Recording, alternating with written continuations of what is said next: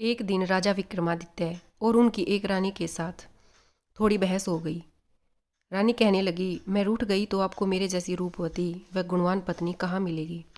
राजा बोले, मैं तो तेरे से भी सुंदर व गुणवान ऐसी पत्नी ला सकता हूँ जिसका तुम तो किसी तरह से मुकाबला ही नहीं कर सकती। रानी बोली, यदि ऐसे ही बोल बोल रहे हो तो फिर चौबोली को प्रण करके ले आओ, तब जानूं। राजा तो उसी वक्त चौबोली से प्रणय करने के लिए चल पड़े। चौबोली बहुत ही सुंदर, रूपवती और गुणवान थी। हर राजा उससे प्रणय करने की इच्छा रखते थे, पर चौबोली ने भी एक शर्त रखी हुई थी कि जो व्यक्ति रात्रि के 4 पहरों में 4 बार उसके मुंह से बुलवा दे, उसी से वह शादी करेगी, और जो उसे न बुलवा सके उसे कैद। अब तक कोई 160 राजा अपने प्रयास में विफल होकर उसकी कैद में थे। चौबोली ने अपने महल के आगे एक ढोल रखवा रखा था।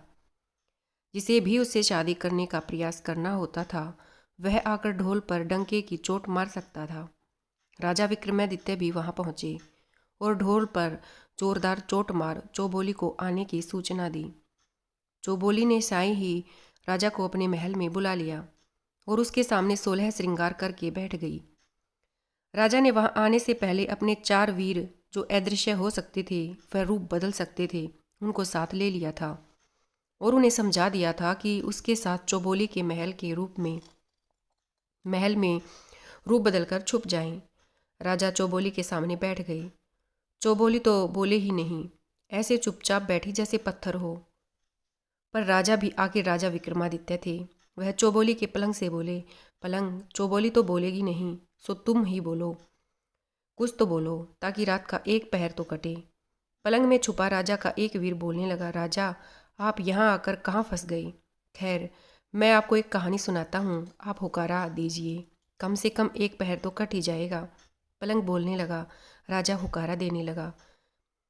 एक राजा का और एक साहूकार का बेटा, दोनों में तगड़ी दोस्ती थी। साथ ही सोते, साथ ही खेलते, साथ आते जाते, एक पल भी एक दूसरे से दूर नहीं होते थे। दोनों ने आपस में तय भी कर रखा था कि वे दोनों कभी अलग नहीं होंगे। दोनों की शादी भी हो चुकी थी और दोनों की पत्नियां मायके में बैठी थी। एक दिन साहूकार अपने बेटे से बोला कि बेटा, तेरी बहू मायके में बैठी है, जवान है, उसे ज़्यादा दिन वहाँ नहीं छोड़ा जा सकता, सो जा और उसे लेकर आ जा। बेटा बोला, बापू, आपका हुक्म सिर माथे पर, कैसे जाऊं, पर मैंने तो कुंवर से वादा कर रखा है कि उसे छोड़कर कहीं अकेला नहीं जाऊंगा। साहूकार ने सोचते हुए कहा कि बेटे, तुम दोनों में ऐसी ही मित्रता है तो एक काम कर, राजा के बेटे को भी अपने ससुराल में साथ ही लेकर चला जा। पर एक बात ध्यान रखना, तेरे ससुराल में उसकी खातिर उनकी प्रतिष्ठा के हिसाब से बड़े आओ भगत से होनी चाहिए। आखिर दोनों मित्र साहूकार के बेटे के ससुराल चल दिए। रास्ते में राजा का बेटा तो बड़ी मस्ती से वह मजाक करता चल रहा था और साहूकार का बेटा बड़ी चिंता में चल रहा था कि पता नहीं ससुराल वाले कुंवर की कैसी खातिर करेंगे।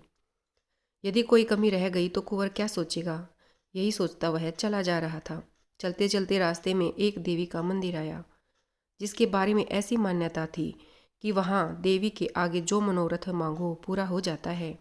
कोढ़ियों की कोढ़ मिट जाती, पुत्रहीनों को पुत्र मिल जाते।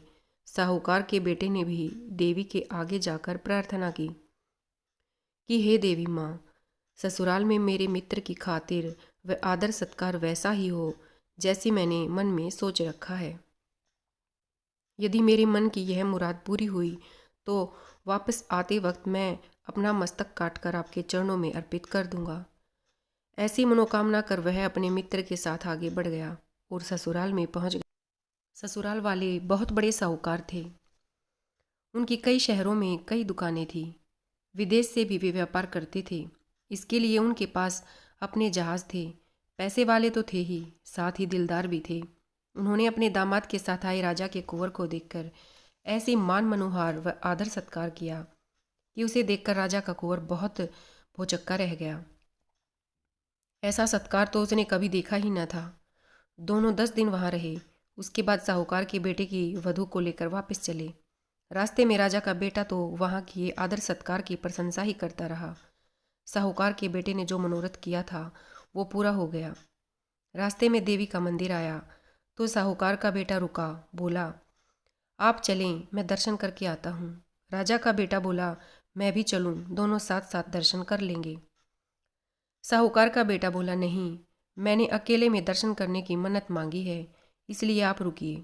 साहूकार का बेटा मंदिर में गया और मंदिर में जाकर वह मंदिर में अपना सिर झुकाकर खड़ा हो गया।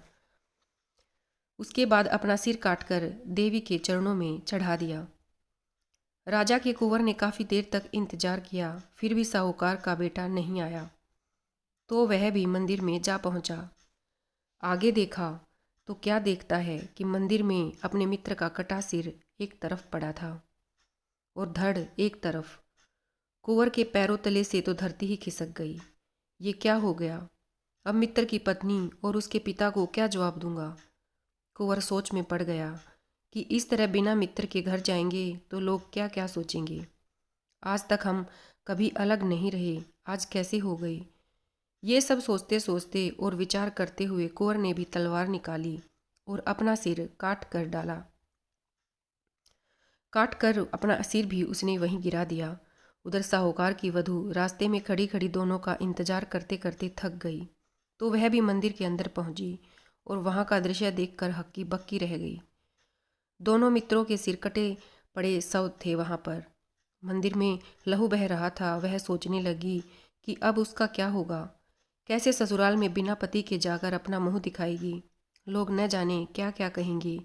यह सोचकर उसने भी तलवार उठाई और जोर से अपने पेट में मारने लगी। तभी देवी माँ ने प्रकट हो उसका हाथ पकड़ लिया। साहूकार की वधू देवी से बोली कि हे देवी, छोड़ दें मुझे और मुझे मरने दें। इन दोनों का आपने भक्षण कर लिया है, अब मेरा भी कर लो। देवी ने कहा, तलवार नीचे रख दे और दोनों के सिर उठा और इनके धड़ पर रख दे। अभी दोनों को पुनर्जीवित कर देती हूँ। साहूकार की वधू ने झट से दोनों के सिर उठाए और धड़ों के ऊपर रख दिए। देवी ने अपने हाथ से उन पर एक किरण छोड़ी और दोनों जीवित हो उठे। देवी अंतर्ध्यान हो गई, पर एक गड़बड़ हो गई। साहूकार की बहू ने जल्दबाजी में साहूकार का सिर कुंवर की धड़ पर और कुंवर का सिर साहूकार की धड़ पर रख दिया था। अब दोनों विचार में पड़ गए कि अब ये पत्नी किसकी, सिर वाले की या धड़ वाले की। पलंग बोला कि हे राजा विक्रमादित्य, आप न्याय के लिए प्रसिद्ध हैं, अतः आप ही न्याय करें कि वह अब किसकी पत्नी होगी। राजा बोले, इसमें पूछने वाली कौन सी बात है, वह महिला धड़ वाले की ही पत्नी होगी। ये सुनते ही चौबोली गुस्से में भर कर बोली, वाह राजा वाह, बहुत बढ़िया न्याय करते हो, धड़ से क्या लेना देना, पत्नी तो सिर वाले की ही होगी, सिर बिना धड़ का क्या मोल। राजा बोला, आप जो कह रही हैं वही सत्य है। बजारे ढोली ढोल, चौबोली बोली पहला बोल, और ढोली ने ढोल पर जोरदार डंका मारा, धे। इसके बाद अब राजा ने चौबोली के कक्ष में रखे पानी के मटके को बतलाया कि हे मटके, एक पहर तो पलंग ने काट दी, अभी भी रात्रि के 3 पहर बचे हैं, तुम भी कोई बात बताओ ताकि कुछ तो समय कटे। मटका बोलने लगा, राजा हुक्कार देता गया। एक समय की बात है, एक राजा का बेटा और एक साहूकार का बेटा बचपन से ही बड़े अच्छे मित्र थे। साथ रहते, साथ खेलते, साथ खाते पीते। एक दिन उन्होंने बचपन व नादानी में आपस से एक वचन किया कि जिसकी शादी पहले होगी वह अपनी पत्नी को सुहागरात को अपने मित्र के पास भेजेगा। समय बीता और बात आई गई हो गई। समय के साथ दोनों मित्र बड़े हुए तो साहूकार ने अपने बेटे का विवाह कर दिया। साहूकार की बहू घर आ गई। सुहागरात का समय बहू रमझम करती 16 श्रृंगार किए अपने शयन कक्ष में घुसी। आगे देखा, साहूकार का बेटा उसका पति मुंह लटकाए उदास बैठा था। साहूकार ने बड़ी चतुर थी, अपने पति की यह हालत देख बड़े ही प्यार से हाथ जोड़कर बोली कि क्या बात है नाथ, क्या आप मेरे से नाराज हैं? क्या मैं आपको पसंद नहीं हूँ, या मेरे माँ बाप ने शादी में जो दिया वह आपको पसंद नहीं? मैं जैसी भी हूँ आपकी सेवा में हाजिर हूँ। आपने मेरा हाथ थामा है, मेरी लाज बचाना अब आपके हाथ में ही है। साहूकार बोला, ऐसी बात नहीं है, मैं धर्म संकट में फंस गया हूँ। बचपन में नादानी के चलते अपने मित्र राजा के कुंवर से एक वचन कर लिया था, जिसे न निभा सकता हूँ न तोड़ सकता हूँ। अब क्या करूँ समझ नहीं आ रहा, और न ही वचन के बारे में बताना आ रहा। ऐसा क्या वचन दिया है आपने, कृपया मुझे भी बताएं। यदि आपने कोई वचन दिया है तो उसे पूरा भी करेंगे। मैं भी आपका इसमें साथ दूंगी। साहूकार के पुत्र ने अपनी पत्नी को न चाहते हुए भी बचपन में किए वचन की कहानी सुनाई। पत्नी बोली, हे नाथ, चिंता ना करें, मुझे आज्ञा दीजिए, मैं आपका वचन भी निभा लूंगी और अपना धर्म भी बचा लूंगी। ऐसा कहकर पति से आज्ञा ले साहूकार की पत्नी 16 श्रृंगार किए कंवर के महल की ओर चल पड़ी। रास्ते में उसे चोर मिले। उन्होंने गहनों से लदी साहूकार की पत्नी को लूटने के इरादे से रोक लिया। साहूकार ने चोरों से बोली, अभी मुझे छोड़ दीजिए, मैं एक जरूरी कार्य से जा रही हूँ। वापस आकर सारे गहने जेवरात उतार कर आपको दे दूंगी, ये मेरा वादा है। पर अभी मुझे मत रोकिए, जाने दीजिए। चोर बोले, तेरा क्या भरोसा, जाने के बाद आए या नहीं। तो सिपाहियों के साथ आई। साहूकारनी बोली, मैं आपको वचन देती हूँ, मेरे पति ने एक वचन दिया था, उसे पूरा करके आ रही हूँ। वह पूरा होते ही मैं आपको दिया हुआ वचन भी पूरा करने आऊँगी। चोरों ने आपस में सलाह की कि देखते हैं यह वचन पूरा करती है या नहीं। यदि नहीं भी आई तो कोई बात नहीं, एक दिन लूट का माल न समझो, यही मेरे ऐसा समझकर अपने मन को समझा लेंगे। साहूकारनी रमझम करती कुंवर के महल की सीढ़ियाँ चढ़ गई। कुंवर पलंग पर अपने कक्ष में सो रहा था। साहूकार ने कुंवर के पैर का अंगूठा मरोड़ा और जगाया। जागो कुंवर सा। कुंवर चौंक कर जागा और देखा उसके कक्ष में इतनी रात गए एक सुंदर स्त्री 16 श्रृंगार किए खड़ी है। कुंवर को लगा वह सपना देख रहा है, इसलिए कुंवर ने बार बार आंखें मल कर देखा और बोला कि हे देवी, तुम कौन हो, कहाँ से आई हो और इस तरह इतनी रात्रि गई, तुम्हारा यहाँ आने का प्रयोजन क्या है। साहूकार की पत्नी बोली, मैं आपके बचपन के मित्र साहूकार की पत्नी हूँ। आपके व आपके मित्र के बीच बचपन में तय हुआ था कि जिसकी शादी पहले होगी वह अपनी पत्नी को सुहागरात में अपने मित्र के पास भेजेगा। सो उसी वचन को निभाने हेतु आपके मित्र ने आज मुझे सुहागरात्रि के समय आपके पास भेजा है। कुंवर को यह बात आते ही वह बहुत शर्मिंदा हुआ और अपने मित्र की पत्नी से बोला कि हे देवी, मुझे माफ़ कर दीजिए, वो तो बालपने में नादानी में हुई बातें थी, आप तो मेरे लिए माँ बहन समान हैं। कहकर कुंवर ने मित्र की पत्नी को बहन की तरह चुंदड़ी यानी ओढ़ना सिर पर ओढ़ाई और एक हीरे मोतियों से भरा थाल भेंट कर वहाँ से विदा किया। साहूकारनी वापस आई। चोर रास्ते में ही खड़े उसका इंतजार कर रही थी। उसे देख आपस में चर्चा करने लगे कि ये औरत है तो जबान की पक्की। साहूकारनी ने चोरों के पास आकर बोला कि यह हीरे मोतियों से भरा थाल रख लीजिए, ये तुम्हारे भाग्य में ही लिखा था और मैं अभी अपने गहने उतार कर भी आपको दे देती हूँ। कहकर साहूकारनी अपने एक एक कर सभी गहने उतारने लगी। चोरों को यह देख बड़ा आश्चर्य हुआ। ये पूछने लगे कि पहले ये बता कि तू कहाँ गई थी और ये हीरो भला थाल तुझे किसने दिया। साहूकारनी ने पूरी बात विस्तार से चोरों को बताई। सुनकर चोरों के मुंह से निकला, धन्य है ऐसी औरत जो अपने पति का वचन निभाने कुंवर जी के पास चली गई, और धन्य है कुंवर जी जिन्होंने इसकी मर्यादा की रक्षा व आदर करते हुए इसे अपनी बहन बना इतने महंगे हीरे भेंट किए। ऐसी चरित्रवान और धर्म पर चलने वाली औरत को तो हम अपनी बहन मानते हैं। और चोरों ने भी उसे बहन मानकर उसका सारा धन लौटाते हुए उनके पास जो थोड़ा बहुत लौटा हुआ धन था उसे बेच कर उसे सुरक्षित उसके घर तक पहुंचा दिया। अब मटकी राजा से बोली कि हे राजा विक्रमादित्य, आपने बहुत बड़े बड़े न्याय किए, अब बताइए इस मामले में किसकी भल मानस सहायता बड़ी, चोरों की या कुंवर की। राजा बोला, यह तो साफ है, कुंवर की जो है ईमानदारी, उसकी अच्छाई ज़्यादा बड़ी है। इतना सुनते ही चौबोली को गुस्सा आ गया और वह गुस्से में बोली राजा से, अरे राजा, तेरी अकल कहाँ गई, क्या ऐसे ही न्याय करके तू लोकप्रिय हुआ है। सुन, इस मामले में चोर बड़े भले मानस निकले।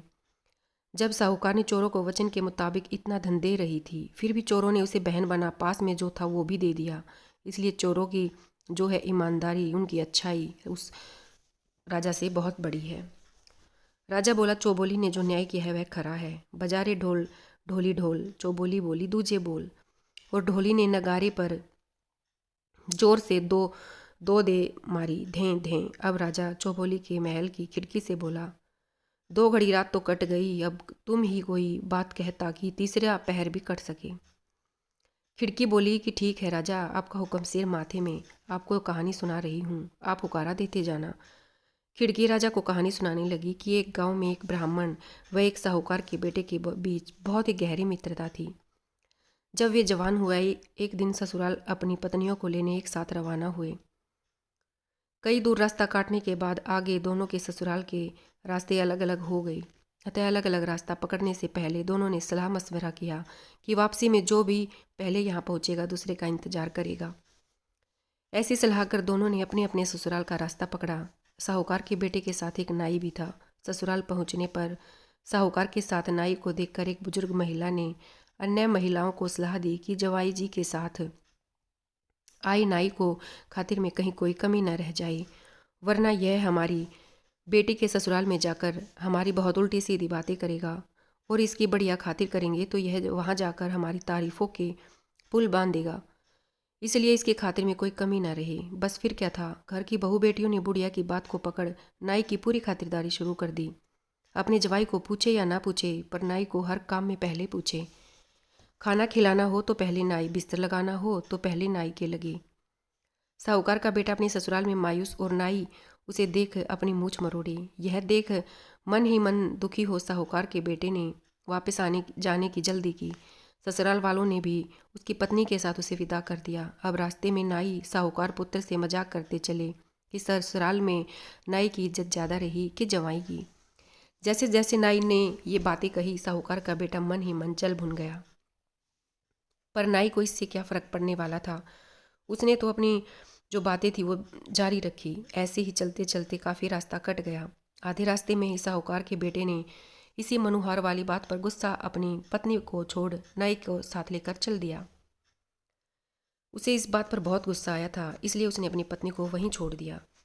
इस तरह बीच रास्ते में छोड़ देने पर साहूकार की बेटी बहुत दुखी हुई और उसे अपना रथ वापस अपने मायके की ओर मोड़ दिया। पर वह रास्ता भटक कर किसी और अनजाने नगर में पहुंच गई। नगर में घुसते ही एक मालन का घर था। साहूकारनी ने अपना रथ रोका और कुछ धन देकर मालन से उसे अपने घर में कुछ दिन रहने के लिए मना लिया। मालन अपने बगीचे के फूलों से माला आदि बनाकर राजमहल में देती थी।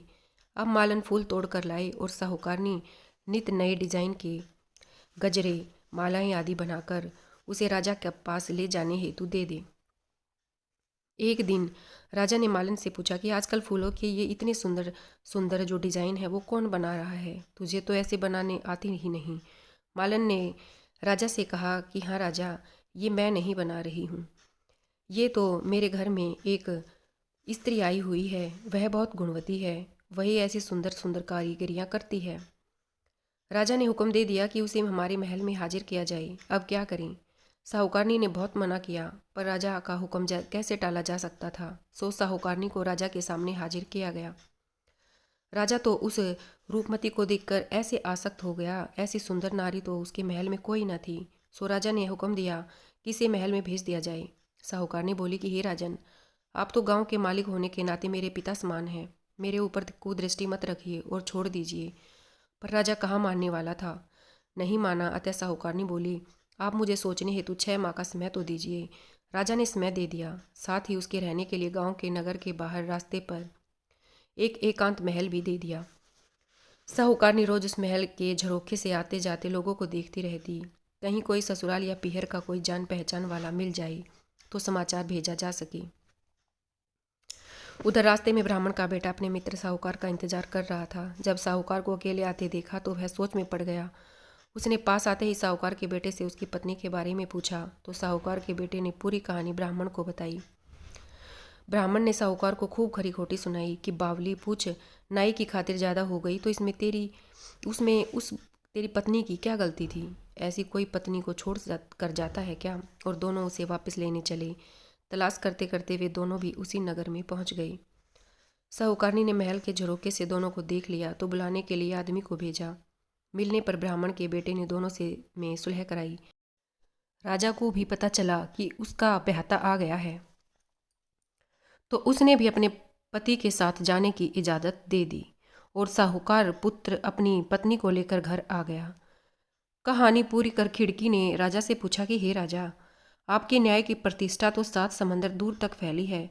अब आप बताएं कि इस मामले में भलमन साहत किसकी, साहूकार की या साहूकारनी की? राजा बोला, इसमें तो साफ है, भलमन साहत तो साहूकार के बेटे की है, जिसने छोड़ी पत्नी को वापस अपना लिया। इतना सुनते ही चौबोली के मन में तो मानो आग लग गई हो। उसने राजा को फटकारते हुए कहा कि अरे अधर्मी राजा, क्या तू ऐसे ही न्याय कर प्रसिद्ध हुआ है? साहूकार के बेटे की इसमें कौन सी भलमनसाहत?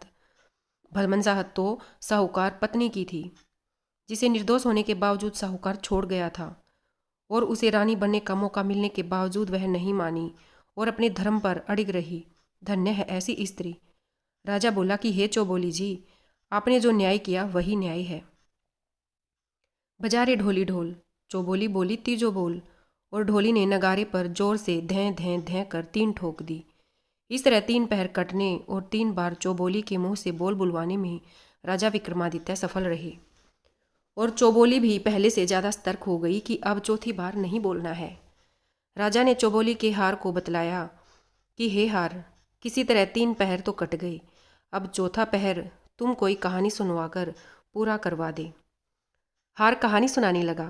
एक ब्राह्मण, एक सोनार, एक दर्जी और एक खाती 4 मित्र थे। चारों एक दिन आपस में सलाह कर कमाने के लिए एक साथ दूसरे प्रदेश के लिए रवाना हुए। पूरे दिन चलने के बाद एक जगह वे रात्रि विश्राम के लिए रुके। वहाँ चारों ने फिर सलाह की कि कहीं ऐसा नहीं हो कि रात को सोते समय कोई हमारा सामान चुरा ले जाए। सो एक एक कर रात में बारी बारी से पहरा लगाते हैं। सबसे पहले पहरे पर खाती बैठा। क्योंकि वह भी दिन भर पैदल चलने के कारण थका हुआ था, सो थोड़ी देर में ही नींद आने लगी। पर वह सो कैसे सकता था। खाती ने नींद भगाने के लिए पानी से मुंह धोया और इधर उधर देखा तो उसे एक लकड़ी का टुकड़ा पड़ा दिखाई दिया। उसने समय बिताने व नींद न आए इसके लिए उस लकड़ी के टुकड़े को ले अपने औजारों से तराश कर एक पुतली बना दी। साथ ही उस पुतली के हाथों में चूड़ियाँ बिगड़ कर पहना दी। इतनी देर में एक पहर बीत गया। अब दर्जी की पहरा देने की बारी आई। दर्जी ने उठकर मुंह धोया और इधर उधर देखा तो उसे खाती की बनाई लकड़ी की पुतली दिखाई दी। दर्जी ने भी अपना सुई धागा लिया और उस समय को व्यतीत करने के लिए उस पुतली के कपड़े सिलकर उसे पहना दिए। तब तक दूसरा पहर भी खत्म हो गया। अब तीसरा पहर होते ही सुनार पहरे के लिए उठा। हाथ मुंह धोकर जैसे ही वह पहरे के लिए बैठा, उसे भी वह कपड़े पहने लकड़ी की सुंदर पुतली दिखाई दी। तो वह भी झट से उस पुतली के लिए गहने बनाने के लिए अपने औजार लेकर जुट गया। और तीसरा पहर भी खत्म होते ही उसने उसे गहने बनाकर उस पुतली को पहना दिया। अब चौथे पहर के लिए पहरा देने ब्राह्मण उठा और पहरा देने लगा। थोड़ी देर में ही ब्राह्मण की नज़र भी उस सुंदर कपड़े व गहने वाले पहने वाली लकड़ी की पुतली पर पड़ी। उसने झट से उठाकर एक जगह रखा उसे और मंत्र पढ़कर उसमें प्राण डाल दिए। अब तो पुतली एक सुंदर रमझम करती सुंदर कपड़े व गहने पहने स्त्री बन गई। अब सुबह होते ही वे चारों आपस में लड़ने लगे कि एक कहे ये मेरी पत्नी बनेगी, दूसरा कहे कि मेरी बनेगी। इस पर मेरा हक है।